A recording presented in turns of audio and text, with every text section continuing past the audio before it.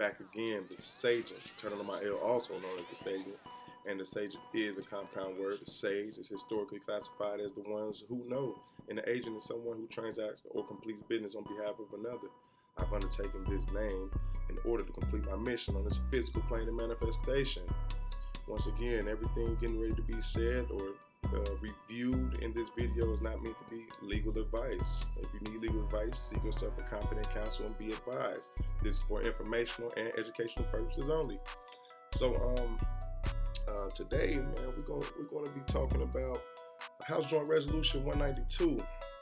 And if you don't know what House Joint Resolution 192 is, Congress convened on June 5th, 1933. And this is where they officially declared, well, not so much officially, but involuntary bankruptcy.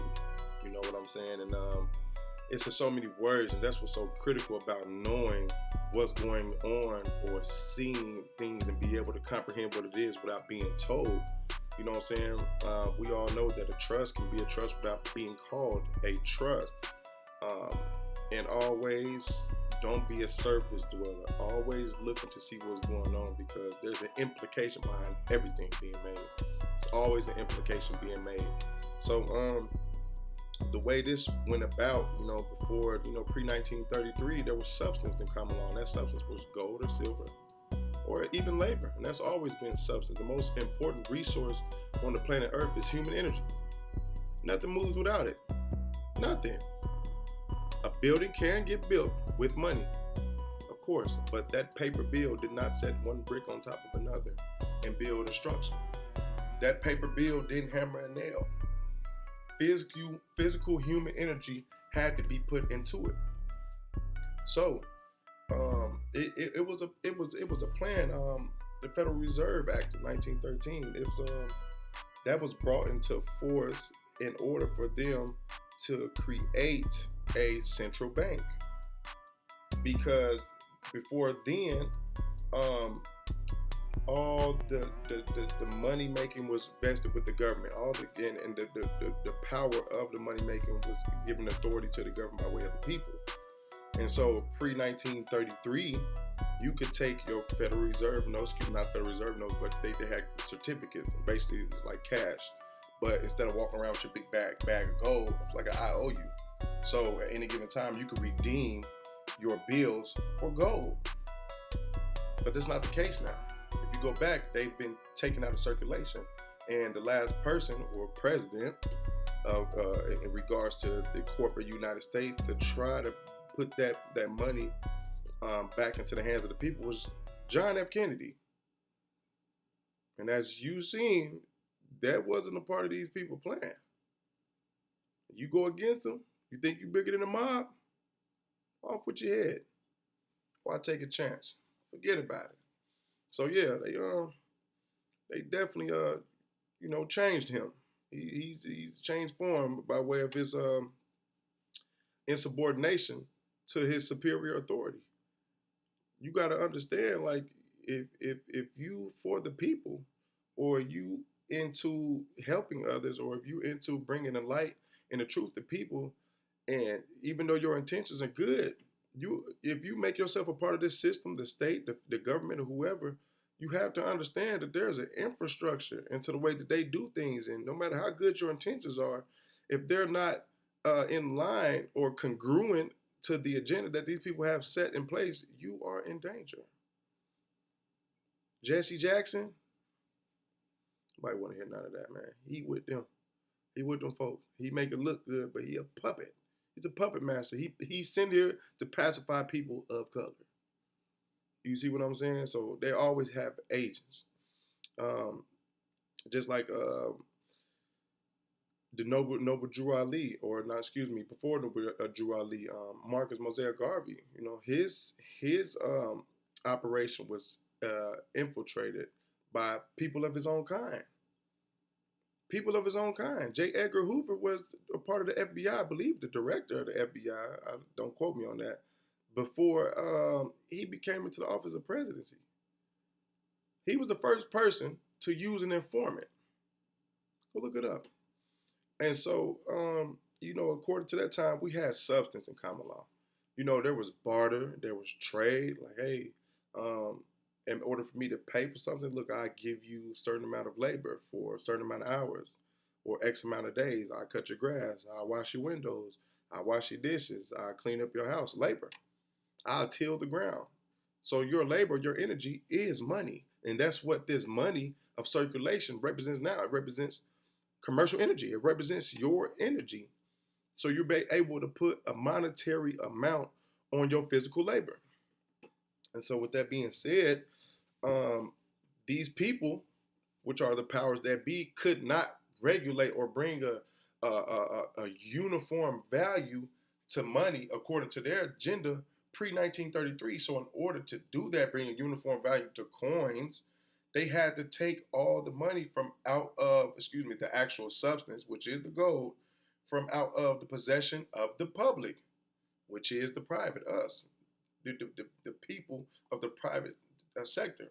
So that executive order was issued by Franklin Delano Roosevelt, and it was signed on April 5th, 1933.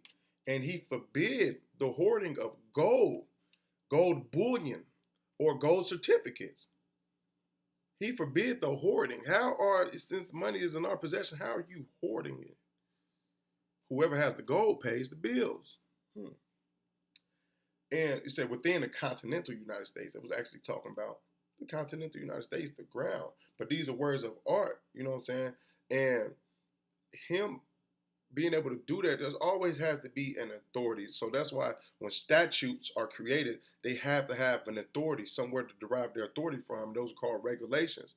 So in essence, the regulation where Franklin Delano Roosevelt derived his authority in order to issue this executive order to take the gold out of the hands of the public was by the Trading with the Enemy Act of 1917. Basically, and if you go looking with the Trading with Enemy Act, everything outside of the United States, and they're not talking about the continental United States, they're referring to their corporate United States in their corporate hat. When they're conducting business, they have no sovereignty. You're in a corporate capacity.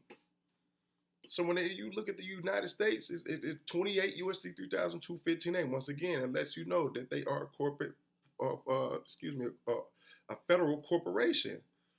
So in all essence, when he issued this executive order, it was impossible for him to be even referring to the private people of the actual United States of America, the land that we live on, the people who are protected by the Constitution for the private citizens. Impossible. How was somebody from in a corporate capacity referring to somebody who's private and not subject to them? So that executive order was directly issued to who? The corporate United States, the people who make up the infrastructure of their corporation. But they use words of color, and they tell you, or the continental United States, things of the nature, and you not even know who they're referring to. So basically, by doing this, they abrogated the gold standard. And there's a gold clause in the Constitution. And they got away from that because they needed to control the money. Anytime you have a central bank, the control of the money is in the hands of a few. And they're private bankers. You can't go to the Federal Reserve and open an account. Go ahead, go try. I want to see how far you get with that. You can't go to the Federal Reserve and withdraw any money. And before this point, everything, especially records, like marriage records, birth records, death records, were in the hands of the people. So like, private people like us, myself, you or yourself, we had common law marriages. There wasn't no marriage certificate. It was by common law. We had the right by God's law to have a union, two people, a man and a woman. Historically, nowadays they've changed that. It can be a woman and woman or a man and a man, which I'm not speaking out against. I have no problem with it. It doesn't affect me. So I've never been one of those people who has a problem with something that doesn't affect him. Why are you enraged by someone else's sexual preference? Why does it bother you? It doesn't bother me. And other people see it as wrong. Well, and these days, what's right and what's wrong? What's right and what's wrong all comes down to the paradigm or the thought pattern of the person who's perceiving what's right and what's wrong. If you go into these ghettos, into these slums, and into these poverty areas, I guarantee you, a big percentage of those people, they not looking at it what's right or wrong. They looking at the need way. My mom in here with a fucking needle poked in her arm, ain't nothing but rotten tomatoes and spoiled milk and cigarettes in the refrigerator. You gonna tell me what's right or wrong? And my stomach is in my back? My idol is a drug dealer? I have access to a gun and a scale? What's right or what's wrong? I need. So, yeah, the fact of the matter is that the Constitution was a social compact. And the drafting of this document was in order for this newly found country to declare its independence away from Britain. And the fact of the matter is, these people knew what tyranny was. The founding fathers, they knew what tyranny was. And they wanted to get away from that. And so they knew they had to go about doing certain things in order to obtain that and secure their rights. This has to be made on paper. That's why when it comes down to securing your status, you have to make a proclamation. You have to make declarations to this. It has to be made on and for the record in the public arena so that it's not a secret, so that when you go into these courthouses, no one can subject you to their rule or their law because you have paperwork to rebut the presumption of you being a corporate entity. That don't mean that you have that don't mean that you don't have a ens legis, which is a legal creature in order to maneuver and handle business in the public arena, in a commercial arena. In order, you have a conduit, a transmitting utility, a way for you to create money from the private and transfer it into the public and receive benefits from it. Yes, you do have a ens legis, a legal creature, whether it be a straw man or a LLC, a trust. It derives existence by way of the operation of law. Ens legis, it's Latin. Look it up. So, up until this point, everything had to start being registered, like birth, death, and so now you get certificates for things like that. And so, a certificate, according to Black's Law Dictionary, the fourth edition, page 285, is a document used in English Custom House. No goods can be exported by certificate except foreign goods formerly imported on which the whole or part of the customs paid on importation is to be drawn back. Wharton. A written assurance or official representation that some act has or has not been done, or some event occurred, or some legal formality being complied with. So, for the sake of what we're speaking of, we're just going to stick with the first definition. And so it's a document used in the English Custom House. It's referring, says no goods can be exported. So, you mean to tell me that certificate specifically deals with goods? And when we're talking about goods, now we're getting to the commercial side of things. Okay? If we get on a boat or a ship and start being able to conduct commerce and we're going to other countries and places, we have to have a certificate, a birth certificate, or a certificate of lading. If you go ask a truck driver, does he deal with certificates in regards to the goods that he's hauling on his truck? He's going to tell you that he does. So a certificate has something to do with goods. And when we're dealing with goods, we're dealing with commerce. So with that being said, also a certificate is a piece of paper making known somebody's stake in this property or these goods, or a claim to ownership or an interest in whatever is being referred to or described on the face of the certificate. So, that being said, you have a birth certificate. A birth certificate. Oh, well, a birth certificate is just a paper, verifying that you were born. Oh, no, that's a certificate of live birth.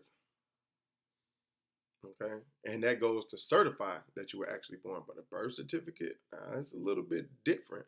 Now, birth certificate, after these are created by way of permission of the mother, then guess what? They're registered with who? The United States Department of Commerce. You're going into the commercial registry and a sub-department, by way of sub-department, the Bureau of Vital Statistics. So, with that being said, everything became commercial. So, on top of them regulating the money and bringing a uniform value to the money, they had to regulate who was using it. Because whoever has the gold pays the bills. And guess what? This was a vast scheme in order to get the wealth out of the hands of the people into the hands of a few. Because these people were defaulted on a loan given to them by the bankers. Why would the government go and borrow money from private bankers? And it had the power to create money. It doesn't make sense, does it? So, these people were loaning them money with vicious interest rates for the sake of they knew that they wanted to have a perpetual debt. They didn't want the debt to be satisfied because the debtor is slave to the creditor. Oh, yeah. We're going to talk good, sir. We're going to get you a loan, make sure we get you helped out here and there. We're going to put a vicious interest rate on you. And the interest that you end up paying is going to be so large of a percentage, it's going to damn near equal half of what we loaned you. That's where the money is created, by the interest, not the principal. You go look at your car loan, go look at your mortgage. Guess what gets paid first? The interest, not the principal. Unless you call and instruct those people to do so, automatically that's the standard procedure. What you're paying goes to taxes, and what you're paying goes to the interest and not the principal initially. And they want you to pay that back. That's why it doesn't help your credit score that much when you pay a loan back too fast.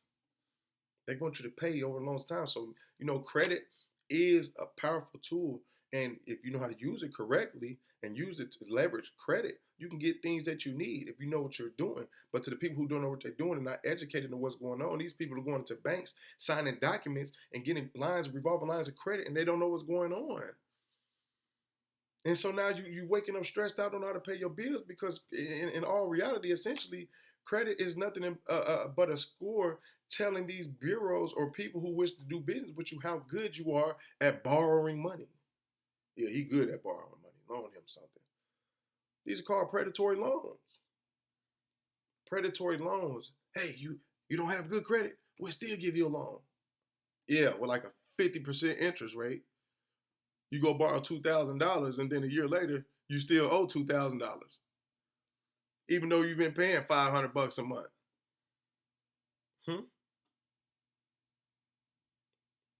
$500 a month for 12 months. Yeah.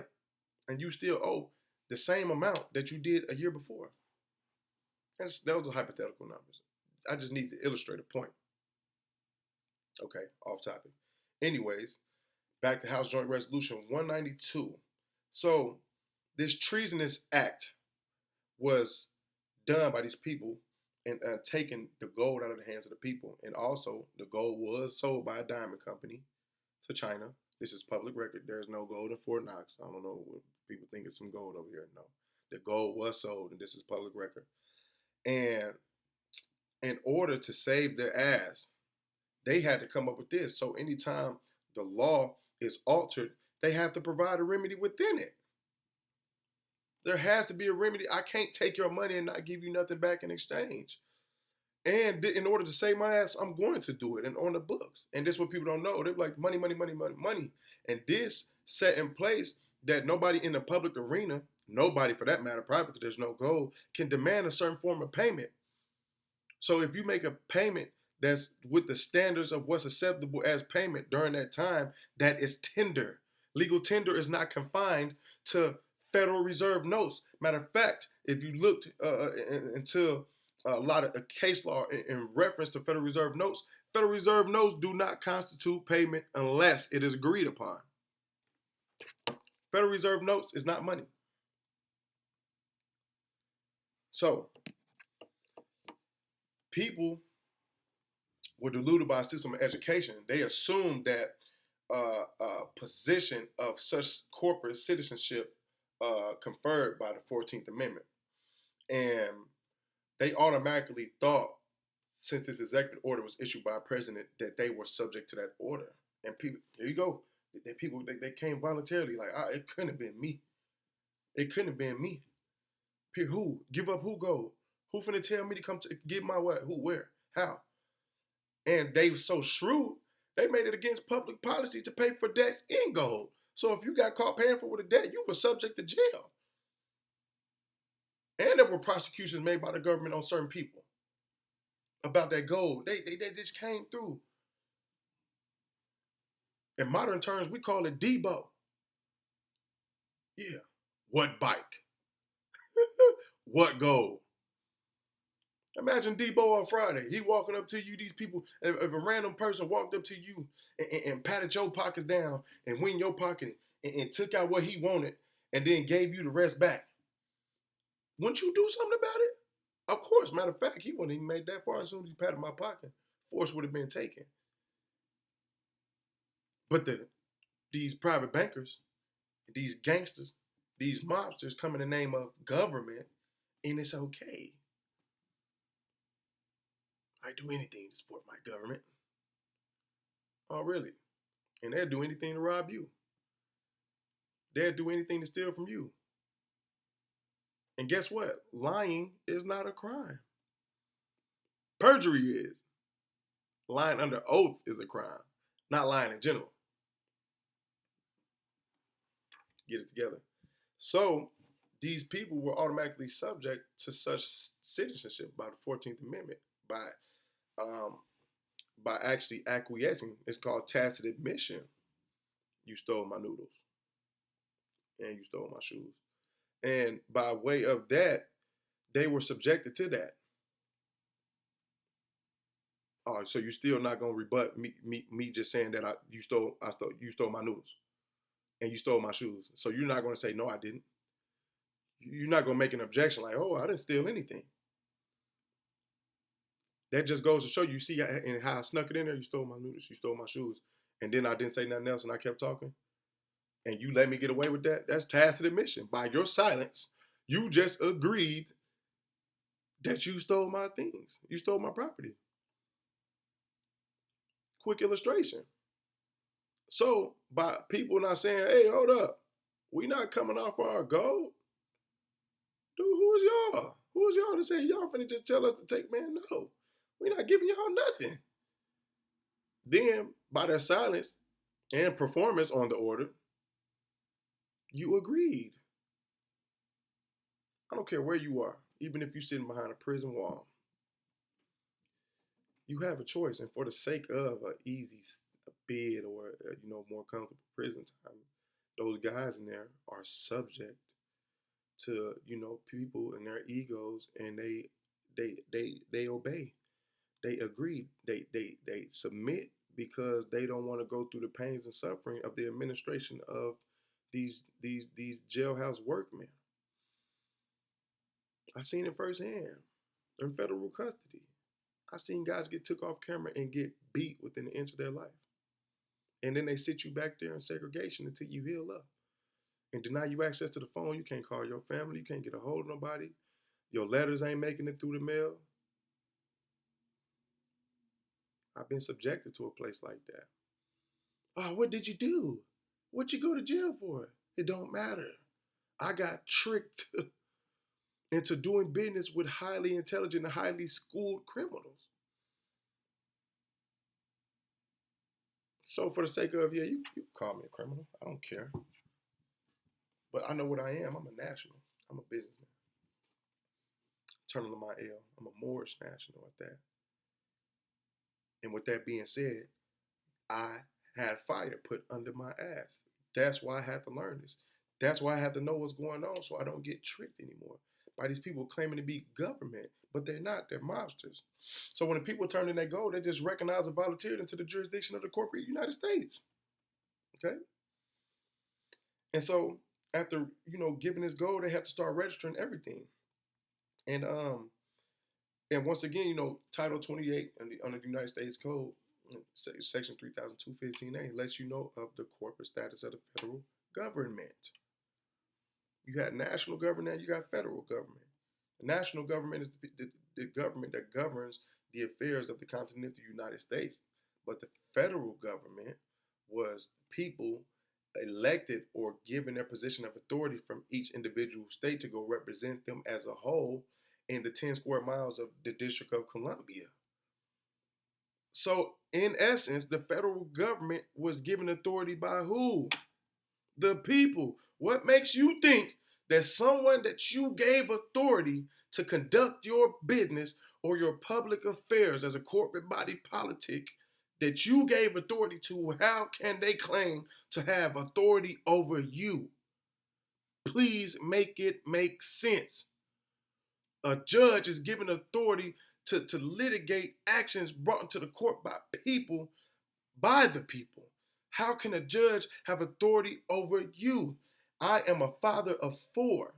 If I give my oldest son authority the authority over my other 3 children, which are his siblings, how can my son turn around and says he has authority over me? Make it make sense. You know what? You can't even make it make sense because you haven't even done the first step in order to make it make sense, which is what? You got to question it. These people say anything, and we going for it. So the foundational truth is far from an illusion people suffer under. So, we've been continually educated by this system, these people, in order for us to subconsciously submit to their will. Subconsciously, you register your kids for school, wake up, work, pay your taxes, raise your kids up, make them say the Pledge of Allegiance. You pledging your allegiance to a corporation? I pledge allegiance to my nation. I pledge allegiance to my family. I pledge allegiance to my household. I pledge allegiance to my duties and obligations as they refer to my people. That's what I pledge allegiance to. I pledge allegiance to Allah. I pledge allegiance to the almighty nation of Moors and Moabites people of America. That's what I pledge allegiance to. And so the things what's going on, man, these people are being able to conduct business overtly, which is out in the open. And it's never brought under fire. It's brought into question, and they make it look good, and they put things on the news to make it seem like this guy is under fire for this person. They make it they do that to appease you. You got to understand that the same people who you crying out for help to is the same people who created the problem in the first place. And they pacify you. They pacify you. They give you they calm you down. Here goes a stimulus check. Calm down. Here go a vaccine that you didn't need. Calm down. If you didn't get bit by a snake, would you go to the hospital and get a shot of anti-venom? Huh? Right now, I just feel like going to the hospital and get a shot of anti-venom. Well, sir, did you get bit by a snake? No. Well, you don't need any anti-venom. Okay, then. What do you need a COVID vaccine for? True enough. So, House Joint Resolution 192, it was set in place, and it gave us the right or the remedy, because, private people have rights. Okay? Private citizens have rights. Nationals, Moorish nationals, American national, a Chinese national, whoever you are, you're in your right status. Nationals have rights. I have rights, and I know how to stand on my rights. But a maxim of law is he who fails to assert his rights has none. So, once again, they gave you the remedy, their corporate delects, their corporate subjects, the remedy to discharge the debt. But that remedy also is a right for the private people as well, because the substance of the common law is gone. So there's no way to pay public or private debt. You get a hospital bill, they talking about we only take money orders, or we only take debit cards. We don't take cash. House Joint Resolution says that you cannot demand a specific form of payment. And I'm not paying for anything. I'm creating credit to offset or discharge this account. They said dollar for dollar. Dollar for dollar. And the executive order, I'm going to put it up under there. It's called Executive Order 6102, signed by Franklin Delano Roosevelt, April 5th, 1933. So what I'm going to do is also put a link in the description and right here in the video to House Joint Resolution 192. So you can go and read the law for yourself. Chapter 48. And this is House Joint Resolution 192, Chapter 48, is to assure uniform value to the coins and currencies of the United States. Okay? This is in the Library of Congress. You look it up yourself, but I'm going to put it in the description for you to read it. Whereas the holding of or dealing in gold affect the public interest and therefore subject to proper regulation and restriction. And whereas the existing emergency has disclosed that provisions of obligations which purport to give the obligee a right to require payment in gold or a particular kind of coin or currency of the United States, or in an amount in money of the United States measured thereby, obstruct the power of the Congress to regulate the value of money of the United States, and are inconsistent with the declared policy of the Congress to maintain at all times the equal power of every dollar coined or issued by the United States, the company, in the markets and in the payment of debts.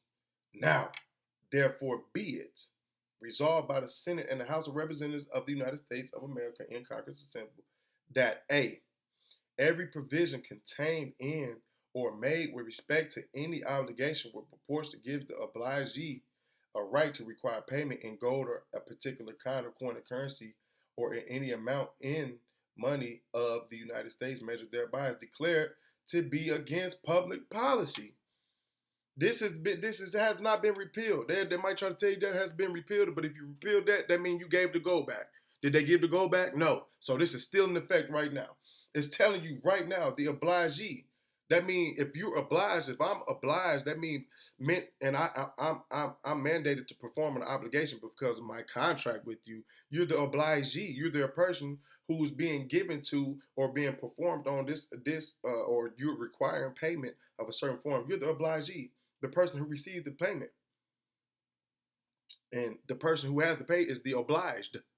Okay, and so it's telling you, if you have an obligation which purports to give the obligee a right to require payment in gold or a particular kind of coin or currency or in any amount, is declared to be against public policy. They're telling you right now that you cannot require payment in a specific form. It's declared to be against public policy. And no provision shall be contained or made in respect to any obligation hereafter incurred. That means that they can't make any provision in public law to mandate someone to be able to or have to pay in a specific form of currency. So here goes the sweet part. Every obligation heretofore, which means before, and hereafter incurred, whether or not any such provision is contained therein or made with respect thereto, shall be discharged upon payment, dollar for dollar, in any coin or currency, which at the time of payment is legal tender for public and private debts. So, I don't wish to get off topic, but you can go into Uniform Commercial Code, the UCC, and look up what tender is. Look up what tender is, and it's not confined to Federal Reserve notes. Tender of payment. Okay. Any such provision contained in any law authorizing obligations to be issued by or under the authority of the United States is hereby repealed. They kicked it out of there. But the repeal of any such provision shall not invalidate any other provision or authority contained in such law. Section B. As used in this resolution, the term obligation means an obligation including every obligation of and to the United States accepting currency. They have to put that in there. They got to make sure that they're at the top of the totem pole. They got to secure their interest. Payable in money of the United States, and the term coin or currency means coin or currency of the United States, including Federal Reserve notes and circulating notes of Federal Reserve banks and national bank associations. So they let you know right now that the term coin or currency means coin or currency of the United States, including. So when they use the word including, back to the front of the video, I said there's always an implication being made. So if I'm saying coin or currency and then I incorporate Federal Reserve notes, including Federal Reserve notes, that means that there's other forms of currency outside of Federal Reserve notes. Period. Now you have to get into the arena of what acceptance means. Acceptance for value. That means you're agreeing, but you return it for value and set off offset and settlement and discharge. We're not paying for nothing. We're setting off this obligation. Because in all honesty, when you get a bill from the public side, that's why everybody wants their Social Security number, because they're attempting to access real money, which is the credit from the private.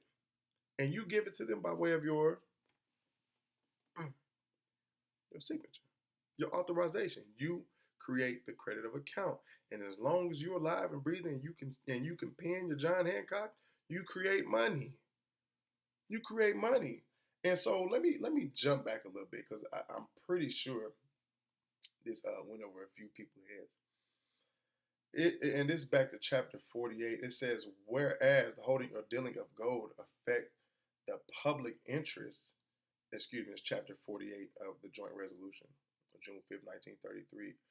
Whereas the holding or dealing in gold affect the public interest and are therefore subject to proper regulation and restriction. And whereas the existing emergency has disclosed that provisions of obligation we purport to give to oblige you a right to require payment in gold or particular kind of coin or currency of the United States or any amount of money of the United States measured thereby obstruct the power of Congress. So to regulate the value of money. So they're saying if this person able to require payment of this kind, and this person able to require payment of this kind, and this person able to require payment at the time, Congress was given authority by the Constitution to regulate commerce. So what they're telling you is, hey, we can't do our job and regulate commerce because there's too many different people requiring too many different forms of payment, and we can't bring a uniform value to the money. That's slick. That's real slick. If you think about it, that's slick, because they really, acting within the scope of their authority by passing this. They wasn't acting in the scope of their authority by taking the gold. But with this, they were acting within the scope of their authority to regulate. Okay, so with that being said, there's no money. Okay, those Federal Reserve, not that big old wad of money you got in your pocket.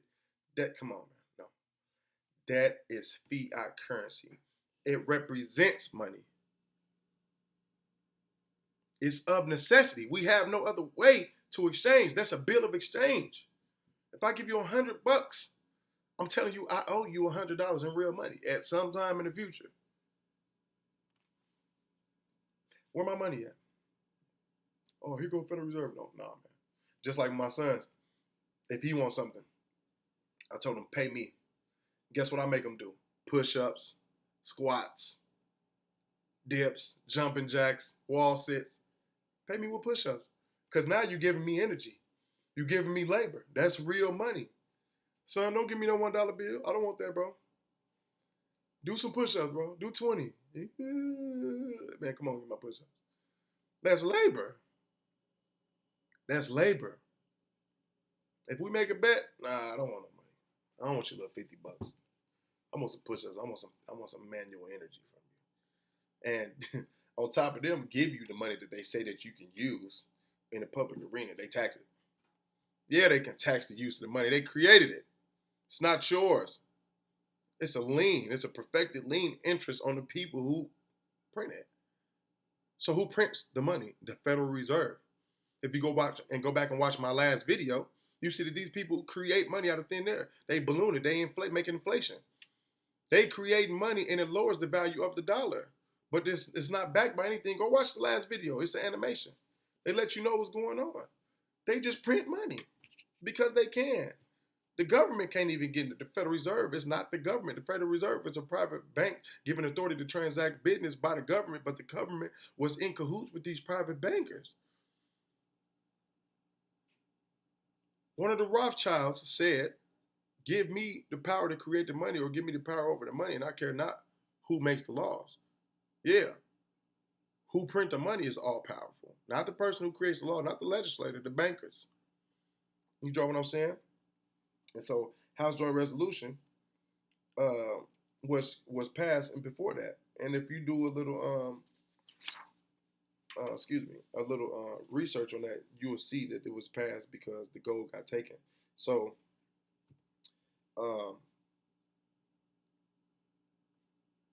okay, on March 9th, 1933, the 73rd Congress, Session 1, Chapter 1, page number 83, first paragraph, third sentence, it says, under the new law, the money is issued to the banks in return for government obligations, bills of exchange, drafts, notes, trade acceptances, and bankers' acceptances.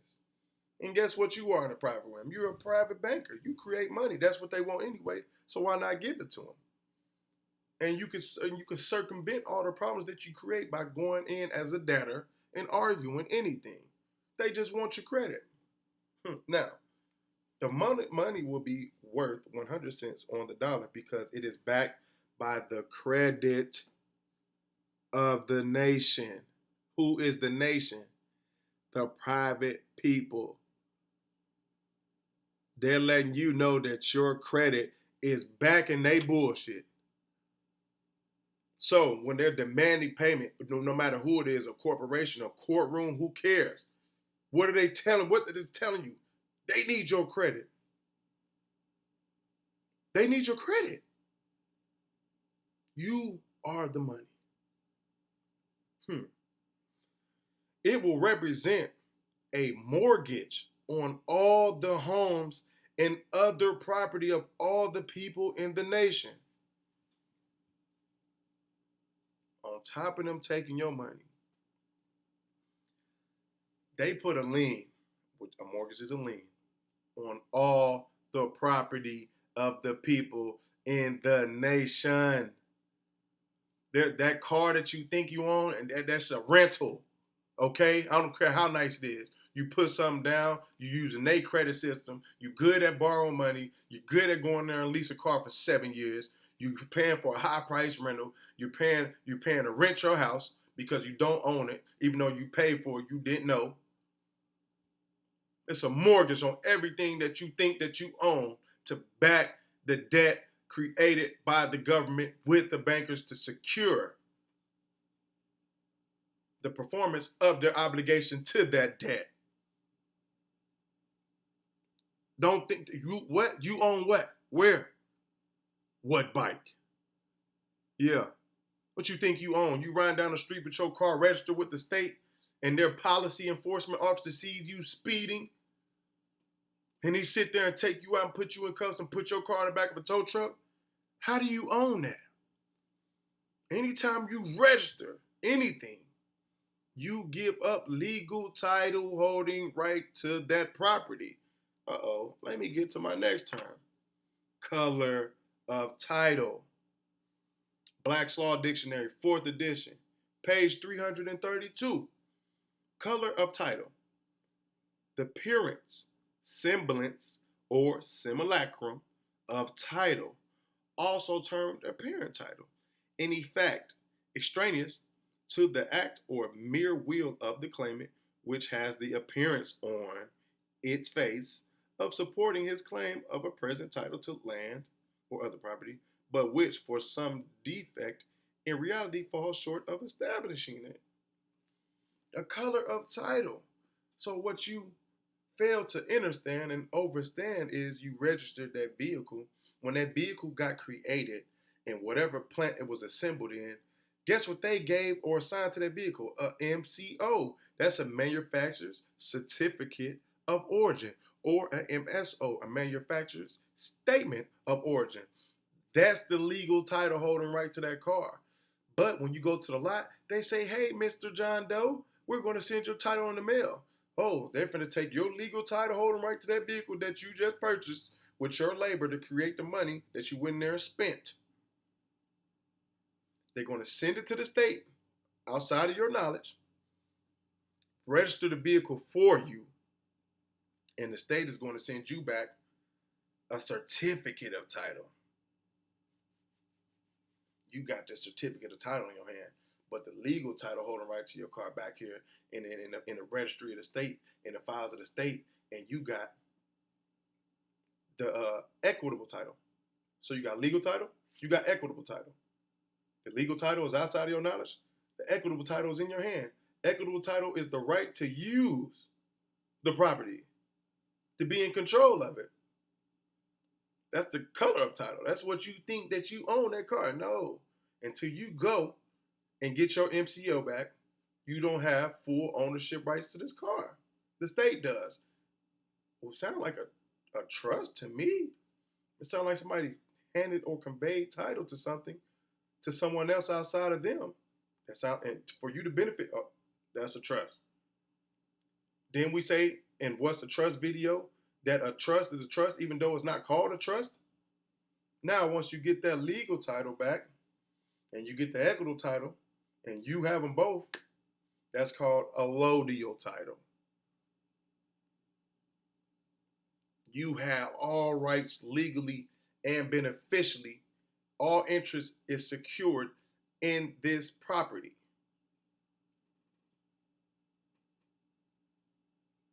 A allodial title. You paying property tax, you don't own that house. Go into the commercial chambers, go into the county recorder and see when that property that you think you own got registered with the state. Now, there is processes that you can do to go about unregistering that house. That's a whole nother video. But that just goes to show you, in these house joint resolutions, these things are public. They're not even hiding it. They're telling you it represents a mortgage on all the homes and other property of all the people in the nation. What's the other property? Intellectual property, perhaps? Real estate, real property, your stereo, your guns. Didn't you? Oh, you registered your gun? You registered your gun? I'm a quote unquote felon. Oh, it's always gonna be a gun around. Period. I don't care what they say. You're not taking away my right to protect myself. I don't give a damn who feel what about it. Hey, you're gonna have to take me out this shit. Period. I ain't going like that. So, with that being said, I know that the government didn't give me the right to have a gun. So they cannot take away my right to have a gun. I'm a national. My straw man may be a felon. I'm a national. And I know how to deal with them. Fearless, bold. I'm a warrior. Don't let this fool you. Don't let this fool you. I get out of this real quick. I change modes real quick. I know how to grind. I know how to starve. What we call thugging. I know how to do that. House Joint Resolution 192. And it states that, one cannot demand a certain form of currency that they want to receive if it is dollar for dollars. All currency is your credit. Period. What's cash? Monetized credit. That's what cash is. Cash is a representation in the form of a bill of exchange, a Federal Reserve note of credit. Credit of someone's account that has been monetized. I'm going to show you a little trick.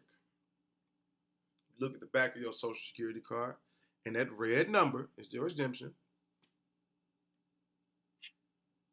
It's printed on a series of notes out here somewhere.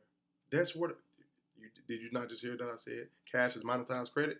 Where did the credit come from? Someone's Social Security account. I'm not saying that to say that there's money sitting in your account. It's based off credit.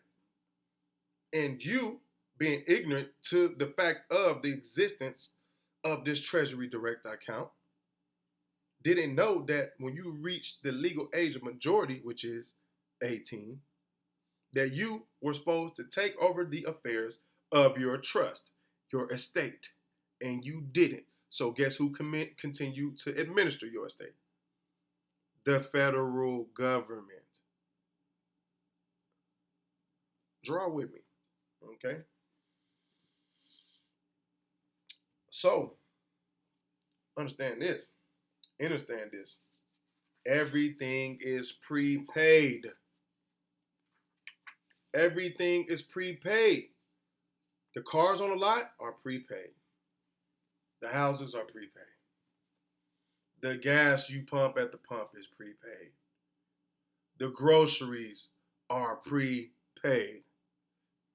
If you have no money, how are you paying for anything? No, you're not going into the grocery store to pay for groceries. You're going in there to pay for a bill of exchange, which is the what? Receipt. That's evidence of exchange. The receipt. The receipt. All these expenses you coming out your pockets, you need to start saving them and document those. And then when you get advanced and you start learning how to do 1099 OIDs, guess what you get back once you put that on W4? A 1040. You record that 1099 OID on a 1040, you assess the tax. You assess all the money that you use to come out of your pocket to pay for things that were already prepaid. So since it's prepaid and built off of your credit, who is the original issuer? You. So anything that you use outside of your pocket, being that you already paid for it because everything is backed by your credit, then you are the original issuer. That's your credit that you're using to pay for something that you prepaid for in the first place. Your credit put the groceries on the shelves. Your credit put the cars on the lot. I need my credit back because you used my credit in order to complete this transaction. Just because I allowed you to use my credit, don't mean you lent me anything. You didn't loan me anything. I gave you my credit. Oh. Anyway, so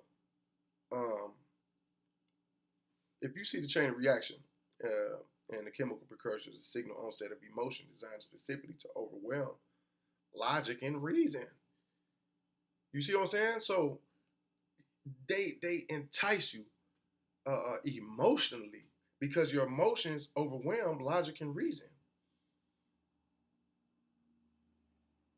I tell my loved ones all the time, please do not consult me from a position of fear. I do not register that. I'm not thinking from a standpoint of fear. I'm thinking objective reality and facts. I'm not allowing my emotions to overwhelm this organ that I have to register and look at and analyze situations from an objective point of view. I'm not. I just won't do it. I've been there before. Ain't you tired of living in a position of constant fear? Ain't you tired of being scared? Stand up. Stand up. The new money will be backed by the credit of the nation. It will represent the mortgage on all the homes and property of all the people in the nation. In their own writing, they agree that all the people in the nation are the creditors. Are the creditors. So there we go. We get into creditor-debtor. Creditor-debtor relationship. The debtor is slave to the creditor. So if we're the creditors, then who's the debtor? The United States Corporation is the debtor. Y'all got these people walking around with suits on, passing laws, acting like they gave you what? Your rights. Acting like they gave you your remedies. No, you gave these people authority to transact business on your behalf. Agents. My name is the Sagent. Didn't I tell you that an agent is someone who completes or transacts business on behalf of another? They're an agent for you. You allow these people to turn around and put the shoe on the other foot. Hey, you can't do that. Hey, I told you that you was able to tell me if I could or can't do it. So ultimately, if I do want to do it, then I don't give a damn about what you talking about. Hey, stop. Man, hell no, I can't do that. And the only reason I may comply with an order of one of these idiots because they're toting guns and they don't have a problem putting a bullet in me. And I deal with it on the back end in the courtroom. You can argue with those folks all you want to, but ego gets involved. You got to be smart. Pick and choose your battles. You're not going to win out there. And you got this idiot who's been trained and brainwashed into thinking that he's actually an officer of the law, here to protect and serve you. But he's out here hiding on the highways and byways trying to catch you speeding to send you to court. What's protecting and serving about that? Okay. The national emergency in banking is otherwise known as the bankruptcy. Right there it said, whereas the existing emergency has disclosed that the provision of obligations so what is this existing emergency? It's the bankruptcy. These people broke. They broke. They broke. They're broke. They have no money. If you look up, I believe it's in 1995. I don't have it right here in front of me, but I know the name of the politician. His name is John Traficant. And he stood up in front of Congress and said, we are trustees. We are trustees over a bankrupt corporation, organization, the United States. This man said that in Congress. John Traficant. Traficant. Traficant. And he let it be known. So it shouldn't be a secret. And the bankruptcy occurred in 1933, and our money is the credit. And so it's backed by your collateral and your promise. So when you sign any promise to pay, it becomes money. It's money. It becomes money. You are the credit. Remember that. And nobody owe you. You don't owe anybody anything. You just need to understand and understand and overstand what's going on in the commercial public arena, that they're using your credit, and any bill coming from them without a check to pay it is evidence of a tax debt. So, evidence of them using your credit, and it's evidence of federal withholding. So it's always an issue of a tax. It's a tax matter, okay? And it doesn't become a tax until you assess it. You have to assess this. You have to assess this. You have to go through certain measures and certain procedures to assess this tax and report it to the IRS and let them folks know that these people at one point in time are accepting your gift, which is your credit, and you haven't assessed it. So that's why they're not paying taxes on your credit. Whether you use it or not, somebody's going to use it. It's your duty and obligation to know that your money is being used. You have to keep the book straight, or the IRS is going to come for you. Okay? So, with that being said,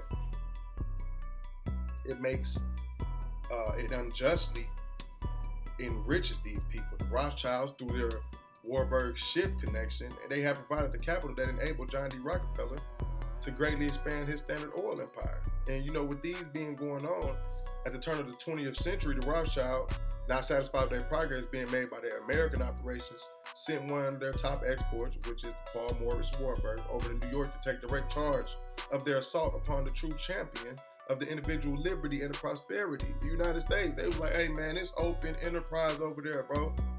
We need to get you over there to see what's going on, because we trying to take over the world, and without them, we can't do it. I mean, these are some sick individuals, but they're shrewd and they're relentless. If we were the same way, then we would accomplish so much more in our lives. How is it that the government knows where they want their operations to be 5, 10, 15, 20, 100 years from now, and you don't even know what you're getting ready to do tomorrow? Ain't that sick? Huh? That the prison that's being built now is being built for your children, your 2-year-old, your 3-year-old, your 4-year-old. They building a prison right now for that little boy. It's a bump with his name waiting on. They know where they want your children to be. But you don't know where you want your children to be. You don't know where you want to be.